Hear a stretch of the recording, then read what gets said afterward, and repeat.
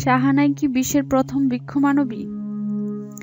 বৃক্ষমানব আবুল বাজানদারের পর এবার Dhaka medical college হাসপাতালে ভর্তি হয়েছেন এমনই এক ধরনের রোগে আক্রান্ত 10 বছরের কন্যা শিশু।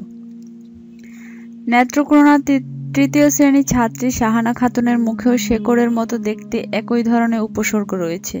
তার থুতনি, নাক, 2 কানের লতিতে এরকম শিকড় রয়েছে। চিকিৎসকরা বলেছেন, এই ধরনের রোগে এর আগে কোনো মেয়ে বা নারীর আক্রান্ত হওয়ার তথ্য তাদের জানা নেই।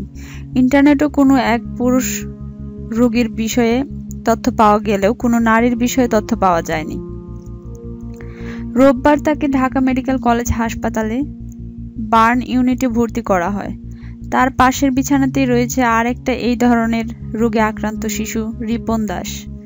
শাহানার বাবা শাহজাহান দিনমজুর হিসেবে অন্যের ক্ষেত খামারে কাজ করেন। শাহানার ছোটবেলাতেই তার মা মারা যায়। এখন তিনি সরকারি ক্ষেত জমিতে মেয়ে আর মাকে নিয়ে বসবাস করেন।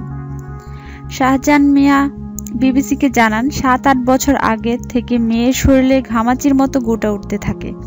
প্রথম দিকে তার ততটা গুরুত্ব দেননি, পরে স্থানীয় হোমিওপ্যাথি চিকিৎসা করান, কিন্তু তাতে ভালো হয়নি। পরে আস্তে আস্তে মুখের দাগ বড় হতে থাকে। সারা শরীরেও এরকম রয়েছে। ডাক্তার সামান্ত লাল জানান, দরিদ্র এই পরিবারটি চিকিৎসার ব্যয় বহন করার ক্ষমতা নেই। বার্ন ইউনিটের পক্ষ থেকে তার ব্যয় বহন করা হচ্ছে। ডক্টর সেন বলেছেন, বাংলাদেশ এই ধরনের রোগে আক্রান্ত 5 জনকে শনাক্ত করা হলো। ফলে এই রোগটির প্রকোপ এবং প্রবণতার বিষয়ে তারা এখনো একটি গবেষণার কথা ভাবছেন। এই হাসপাতালে চিকিৎসা হয়েছিল বৃক্ষমানব হিসাবে পরিচিত আবুল বাজানদারের। তার হাতে ও পায়ে গাছের শিকড়ের মতো গোটা হয়েছিল, যা পরে অস্ত্রোপচার করে ফেলে দেওয়া হয়েছিল।